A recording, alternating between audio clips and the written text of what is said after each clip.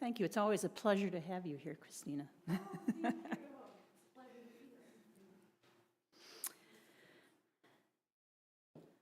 Some from Brian Stevenson. Each of us is more than the worst thing we've ever done.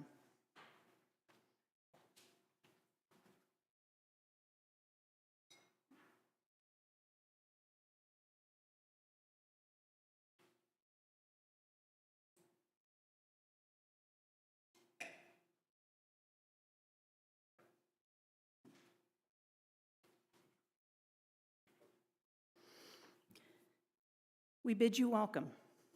We do not ask what you believe or expect you to think a certain way, but only that you try to live a kindly, helpful life with the dignity proper to a human being. Welcome all who believe that religion is wider than any sect, deeper than any set of opinions. Welcome all who might find in our friendship strength and encouragement for daily living. Good morning and welcome to the Universalist Unitarian Church of Farmington. I am not John Benarowitz. That would have been quite a surprise if you had made that drastic a change in such a short time. I am Linda Brown, however, and a member of the executive board. And John we switched, so he'll be here later, in a few weeks. This morning, we're fortunate to have a member, Erin Comartin, speaking with us, and I'll tell you a little bit more about Erin later. I'd like to extend a special welcome to any visitors today. After the service, it's a lovely day, so we invite you to gather at the back of the meeting house and outside, and we'll have some refreshments. And you can get a chance to mingle and meet us. When indoors, we are observing COVID precautions and wearing masks regardless of vaccination status. Religious education classes are being held in the RE classrooms during the service. One of our greeters can take you there, but I don't see anybody who still needs that service right now. Joys and sorrows can be shared later in the service at the microphone or by filling out a blue card found in the pews. Or by texting me. By the way, the number that is in your order of service is John's number.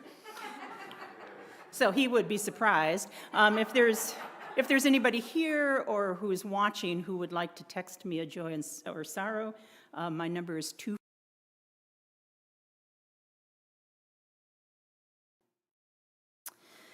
As we begin our service, we remember that our UU principles begin with our pledge to affirm and promote the inherent worth and dignity of all people.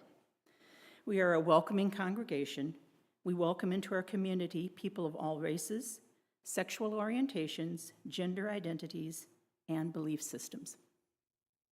If you'll join me, please, in our shared mission. It's on the front page of your order of service. We seek answers everywhere, include everyone, and live with compassion.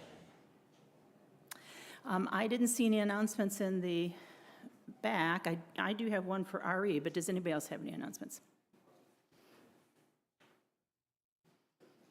Hey folks, Mark Petrie, Fundraising Committee here. A couple of updates. First, thanks to everybody who joined us for our first Fun Food Friday at Panera a couple weeks ago.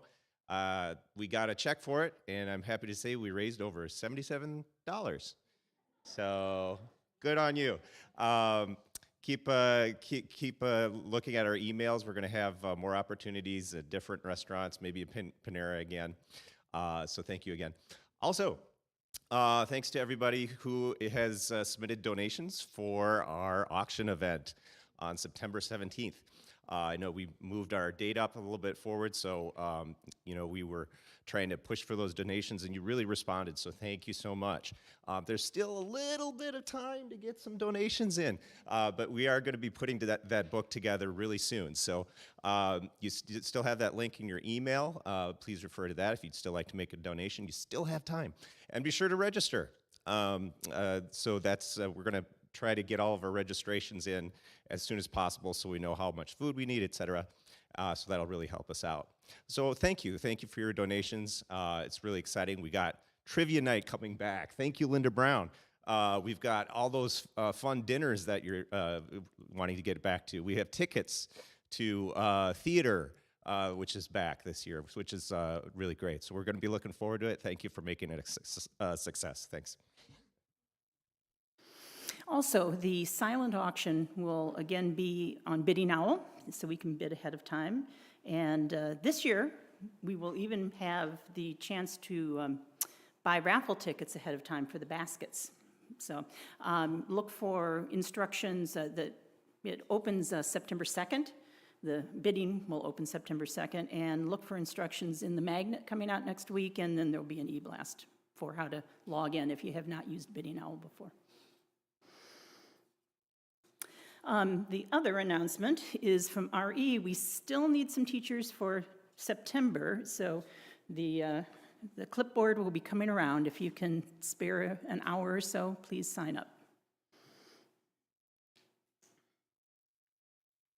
Also, if there aren't any more announcements, make sure you check the magnet and the order of service, not this week, but coming up, we'll have the announcements soon, I think back in the order of service.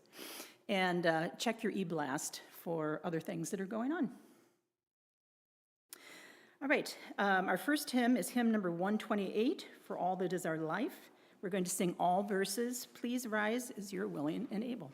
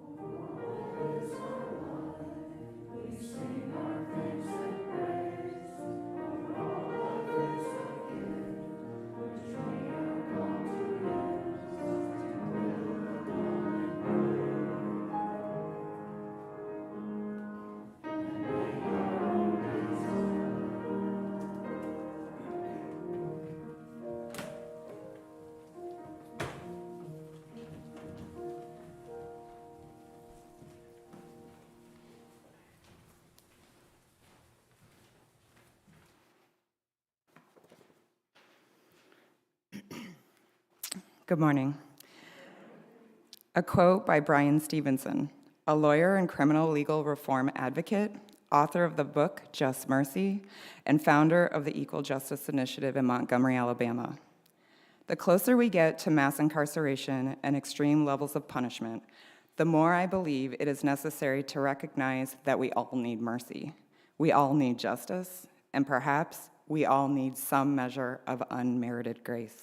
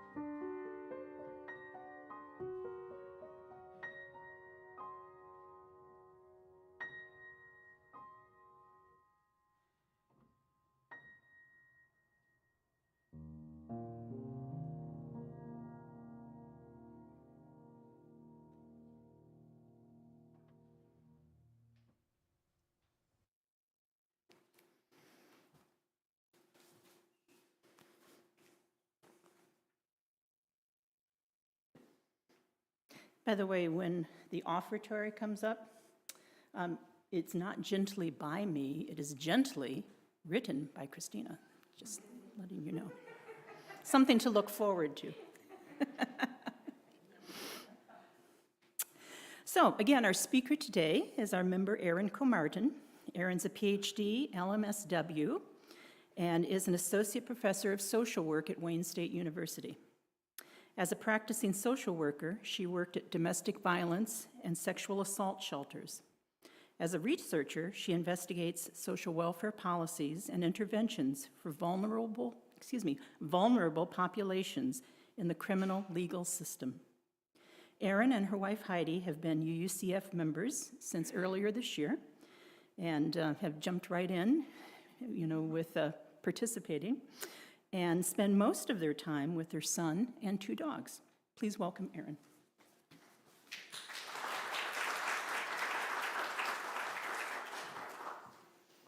Good morning again. As she introduced me, my name is Erin Comartin. My wife and Heidi and our son, Everett, have been coming here since, I think, January, MLK weekend, earlier this year. And it was, I first want to, before I start, thank everyone because we came here in a time when we needed all of you most. So I'm really thankful for all the welcoming faces that have been in this congregation. And what I want to talk to you about is how I found all your beautiful faces, which links to my personal and professional history. But before I get into this topic, I want to let everyone know that the sermon includes discussion of people who've committed sex crimes. While I will not give any details of any sex crimes, this is a very sensitive topic, and I wanted to prepare people in advance. So if you choose to or need to, please feel free to step out of the meeting house or shut down your online presence. So some of you know that I'm Canadian by birth. You may only hear it when I say out and about in a boat, or sorry, because I've lived on this side of the border longer than I did on that side. You also have heard that I'm a professor at Wayne State in social work. Social work is a profession guided by values and ethics and has 6 core principles.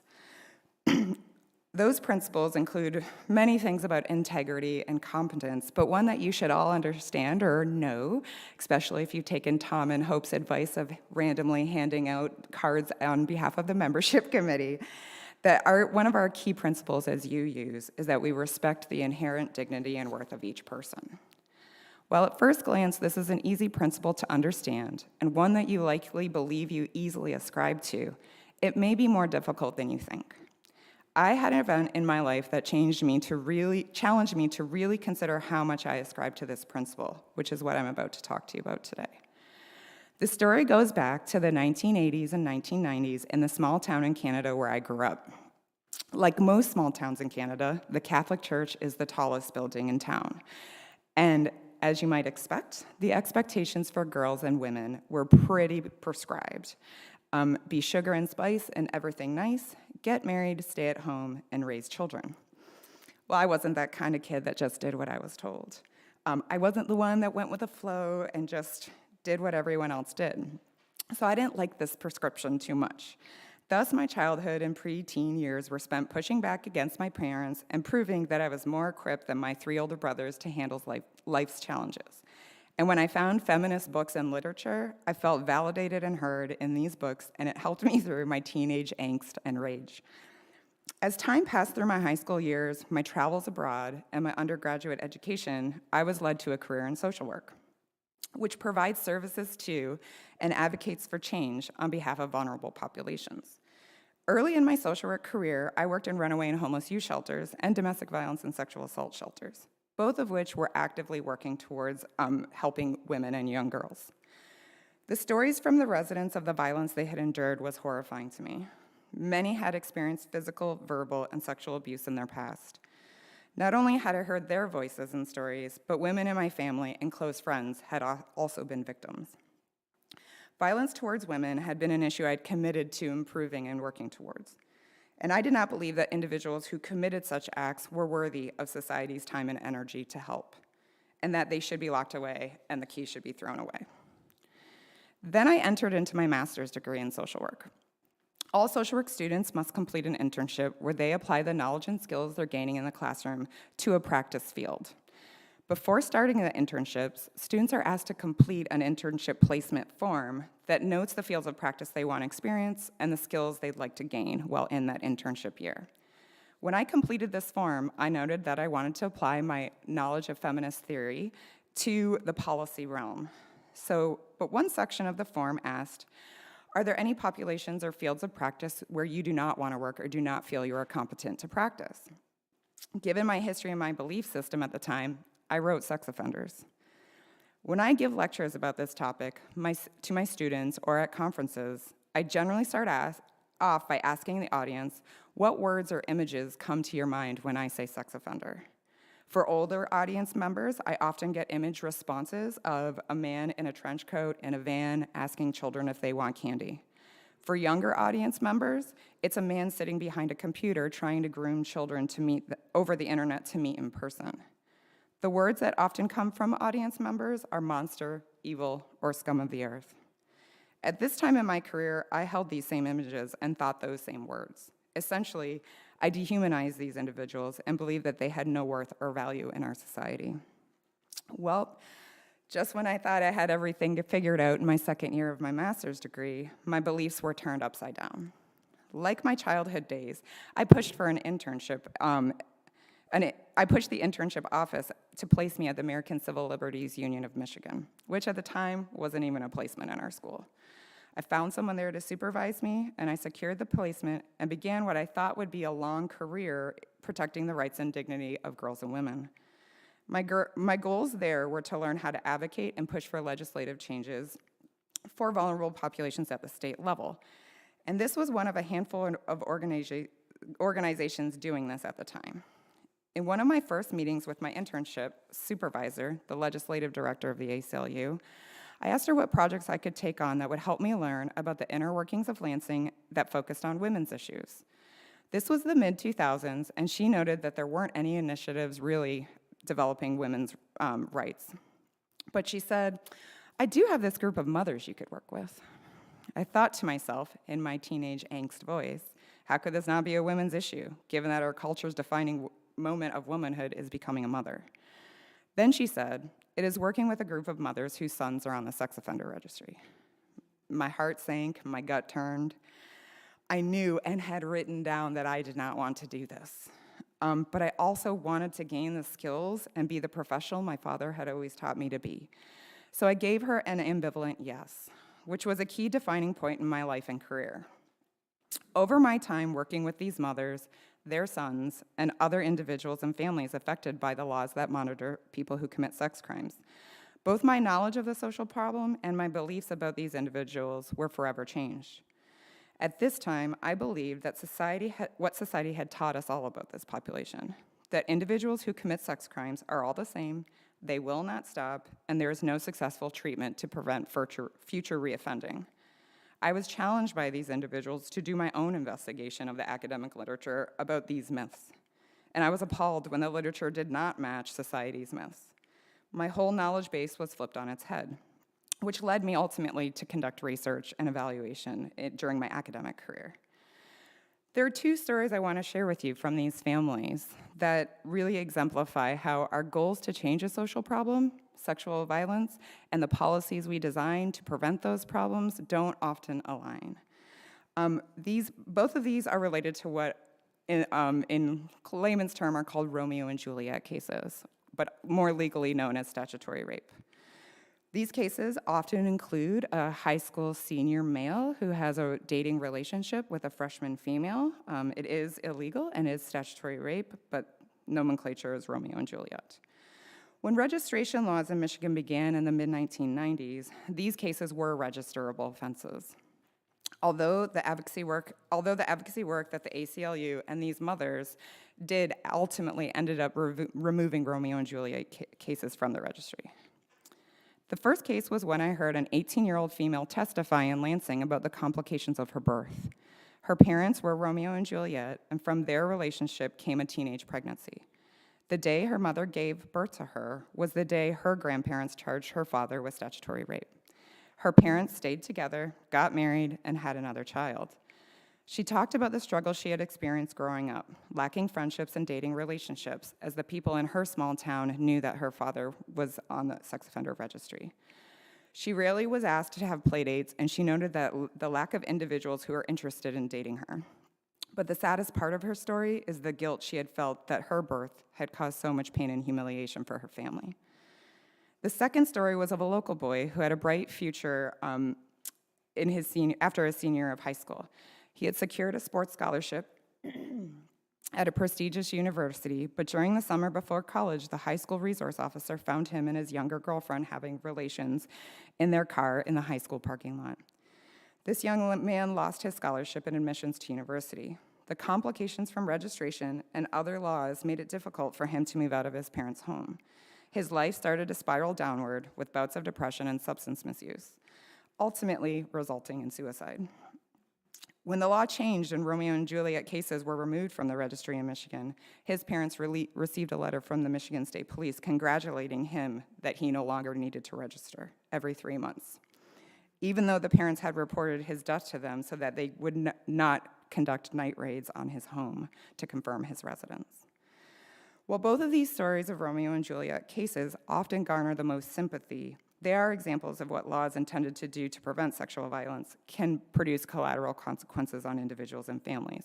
And of course, we must also consider the violence that impacts victims in much more serious cases. While my knowledge had changed over the course of my internship, I personally felt like a traitor. How could I be a feminist and work on behalf of individuals who commit sexual violence towards women? And not only did I think it, other academics said it to me. It wasn't until I had the opportunity to seek supervision from a trained clinician for a manuscript competition I was competing in during my doctoral studies. In this opportunity, I was able to work through my own personal conflict. This supervisor, who had previously treated individuals who had committed sex crimes, took me down the cognitive behavioral path of understanding the dissonance I was having. He asked me questions about my childhood and helped me connect to my own feelings of not having my own dignity and worth respected as a female child, and showed me how I was replicating that dehumanizing process towards individuals who commit sex crimes. It was a process of forgiveness towards my parents and family, who were also replicating prior generational beliefs and society's standards of women. But it was also a process of understanding how stigma and shame towards individuals who commit sex crimes doesn't help those individuals, it doesn't help victims, and it doesn't help children and women. The more we dehumanize this population and strip them of their worth and dignity, the more we as a society will perpetuate sexual violence. It is when we can look this social problem in the face, understand its components and mechanisms, and implement successful prevention and treatment programming that we will be able to decrease sexual violence in our homes and communities. So what has been our response to this social problem? There are two sides to this coin. There are the patriarchal underpinnings that make this one of the lowest reported crimes to law enforcement, generally a field dominated by men. And even when reported, the likelihood of a case moving towards conviction and sentencing is abysmal. The other side of the coin is follow the path of mass incarceration and a punishment society, starting in the 1970s in the United States. This includes a significant increase in the use of incarceration in jails and prisons for more and more offenses, and sentences lasting longer and longer periods of time. Specifically for those convicted of sex crimes, whether they are incarcerated or not, is the public shaming and stigma of being placed on the publicly accessible sex offender registry. This can last for 15 years, 25 years, or a lifetime here in Michigan. In addition to registration is residency restrictions, which controls where an individual can live and work. So for this specific crime, these individuals do not get to serve their debt to society and move on. The punishment continues long after incarceration.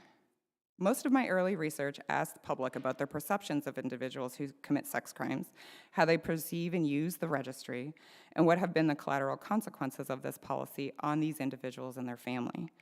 The real kicker is that the criminal legal system spends large amounts of tax dollars to incarcerate and monitor this population after incarceration, but there's pretty clear research showing that these strategies actually have no impact on rates of sexual violence. Thus, the policy decisions are not improving the problem they were designed to fix. What would actually reduce the rates of sexual violence in this country? There is evidence to suggest that carceral-based cognitive behavioral treatment can work for a subset of the population. For individuals motivated by hormonal imbalances, there's chemical castration, which has its own ethical problems. For individuals who are abused themselves as children, it is learning to contradict their cognitive distortions and find new ways to relate to others. And for women who sexually offend, there are completely different pathways and motivations for offending, and often need to be addressing coercion on the part of a co-perpetrator, who is often male. There are signs that treatment can work to stop sexual violence rates. Another way to reduce sexual violence through prevention is to educate the public about our patriarchal history, which is harmful to our binary understanding of gender and gender roles. Both of these strategies are costly, but worth it if we truly want to do something about this problem. The thing that won't reduce rates of sexual violence is shaming, stigmatizing, and turning our attention away from individuals who commit sex crimes because we think they aren't worth it. We can all agree that sexual violence cannot be tolerated in our society, and that the protection of children and women and all victims is of utmost importance. However, I think we can all agree that the way we stigmatize, dehumanize, and attempt to change this problem is not working.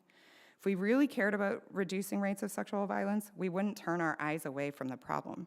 We wouldn't believe that all individuals are the same.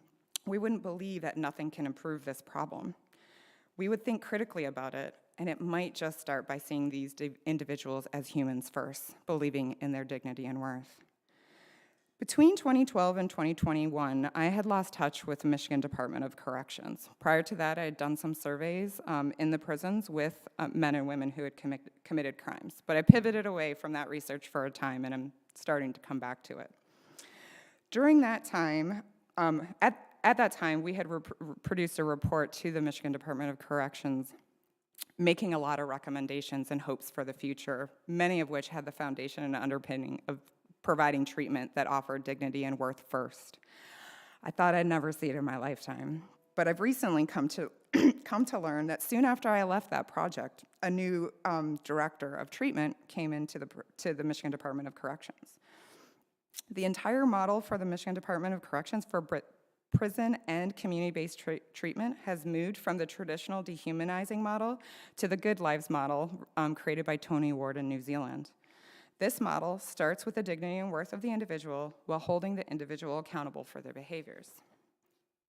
I've also learned that one county in the state has implemented a reentry model developed by the Tribal Services of Canada called Circles of Support and Accountability. Again, a model that provides treatment with a foundation of believing in the dignity and worth of this population.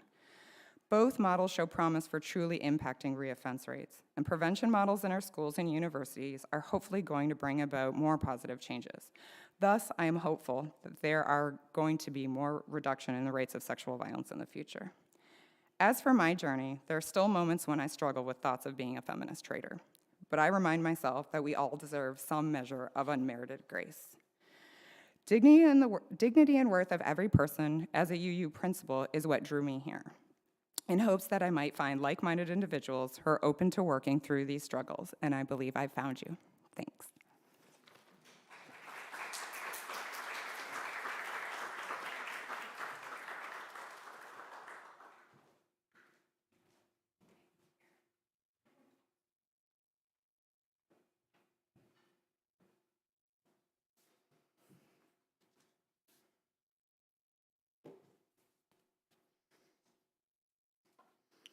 That was a very thought-provoking. Thank you very much.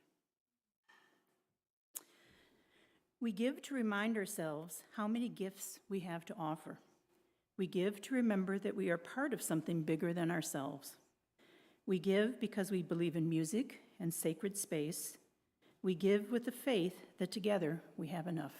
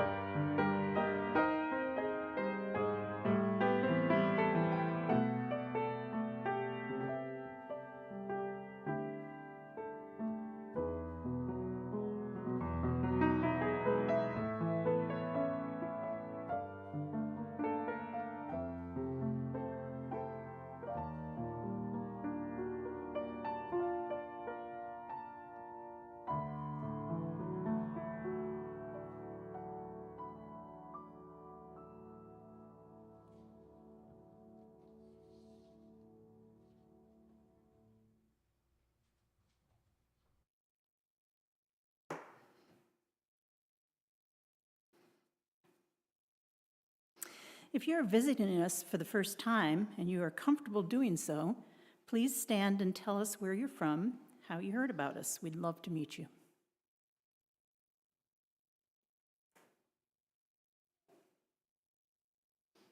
Well, if you're visiting us for the first time and you don't feel comfortable standing, we still appreciate you being here, and thank you for visiting. A perfect heart is one that has known love and loss, joy and sorrow. The perfect heart is one that has been shared. As joys and sorrows of our community are shared, please direct your energy, prayers, and meditations as a gift of compassion and strength.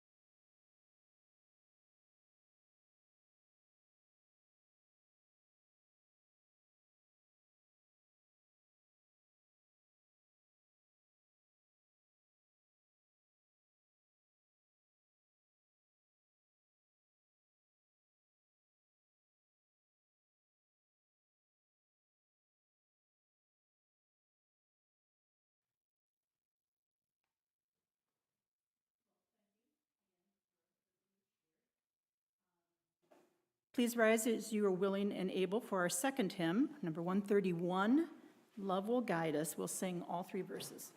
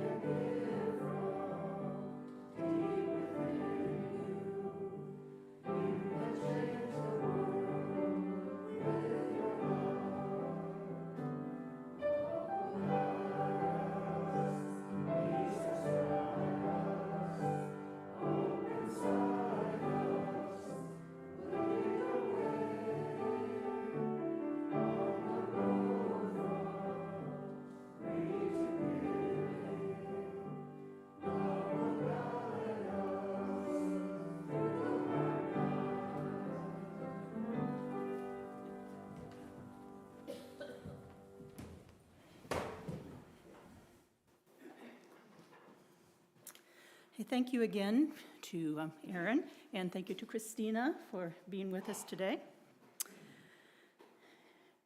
Grant us the ability to find joy and strength, not in the strident call to arms, but in stretching out our arms to grasp our fellow creatures in the striving for justice and truth.